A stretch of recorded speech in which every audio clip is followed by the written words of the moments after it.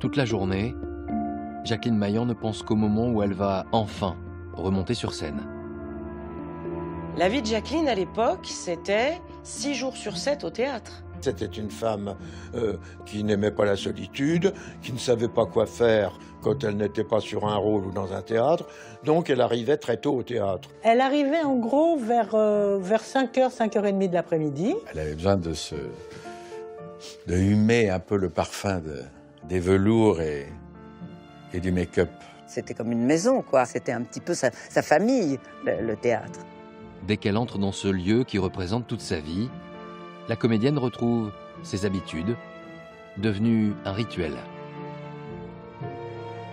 Elle allait dire bonjour à la caissière pour savoir comment ça se présentait, s'il y avait du monde, etc. Elle aimait énormément examiner les feuilles de recettes des théâtres, parce que là, il y avait un grand orgueil chez elle à être en tête, à dire « Ah, on a fait plus qu'une telle, qu'un tel ».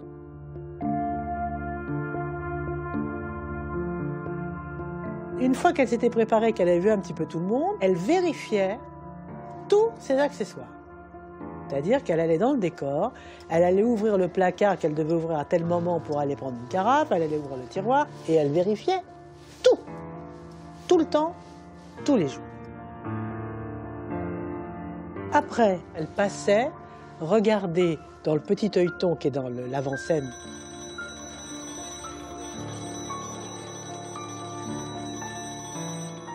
Elle faisait la jauge du théâtre, elle donnait le chiffre approximatif de la recette et j'oserais dire qu'elle jouait, qu'elle se dépensait, elle, selon la recette.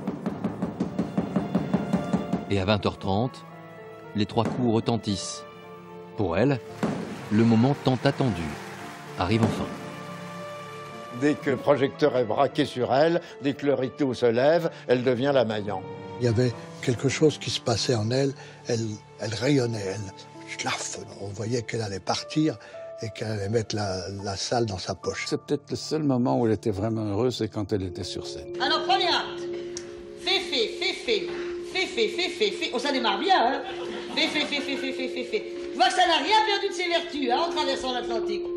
À l'époque, Jacqueline Maillan est un véritable phénomène, la garantie d'un succès pour un spectacle. Et les provinciaux montaient à Paris pour voir Jacqueline Maillan au théâtre. On allait voir Jacqueline Maillan au théâtre. Elle aime son public l'aime, elle a besoin d'être aimée. Elle allait sur scène pour donner et recevoir, aimer et être aimée. Elle ne vivait que pour ça, pour le théâtre, pour être sur scène, pour faire rire. Je suis persuadé d'ailleurs qu'il y a des passages que vous pouvez garder. Ah, quand même. Comment? Mais toutes les répliques d'Hippo qui sont ravissantes. Ah bon? Peut-être. Mais Jacqueline Maillan était prisonnière de 2 choses.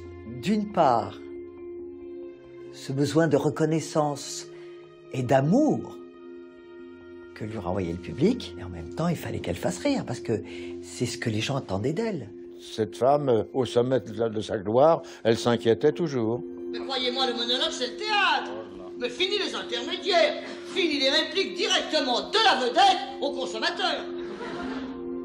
Provoquer les rires pour ne pas décevoir les spectateurs venus pour elle, voilà l'unique mission de Jacqueline Maillan, comme va le constater l'un de ses partenaires. Un soir, je lui dis « Oh, ils sont pas très bons ce soir. » Ça la rend folle de rage. Tout d'un coup, je la vois descendre vers le public et balancer ses répliques d'une façon tout à fait différente. Vous voulez une cigarette, monsieur? Une cigarette? Non, je fume pas. Oui, moi non plus, ça fait, j'en prends une, pas grave. Non, la fumée ne vous dérange pas. Si, mais ça fait rien. C'est pas grave. Si vous.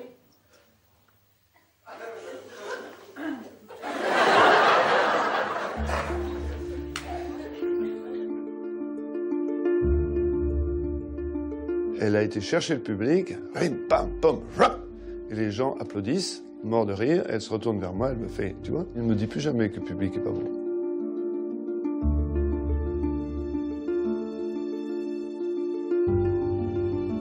La scène lui permettait d'exprimer des sentiments, des impudeurs qu'elle n'avait pas dans la vie.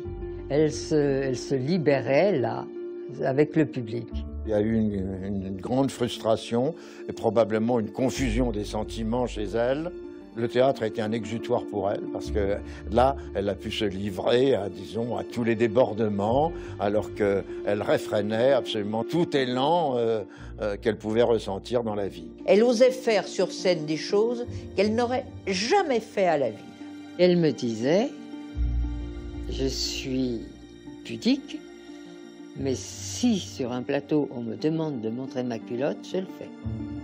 À bientôt 60 ans, Jacqueline Maillan est devenue une comédienne populaire qui peut choisir le profil des personnages qu'elle va interpréter. Les auteurs lui écrivaient des pièces pour elle. Tiens, on m'a écrit une pièce pour moi. On ne l'écrivait pas pour quelqu'un d'autre, on ne l'écrivait pas dans le vide en disant on va faire un casting derrière. On écrivait pour la Maillan. Les pièces s'enchaînent à un rythme effréné, car les moments de relâche sont une source d'angoisse pour la Maillan. Au bout de 3 semaines, elle piaffait, il fallait qu'elle remonte à Paris. C'était plus possible de tenir au bord de l'eau. Elle s'ennuie hors de scène. Elle s'ennuie avec elle-même. Elle s'aime quand elle est un personnage. Il devait y avoir 3 semaines en août de relâche. Et elle recommençait une autre pour des centaines de fois. Elle prévoyait des années à l'avance. Moi, elle nous donnait des coups de téléphone, pensez à moi. Je dis, mais Jacqueline, tu es prise toute la saison prochaine. Ah oui, mais la suivante, faut prévoir d'avance.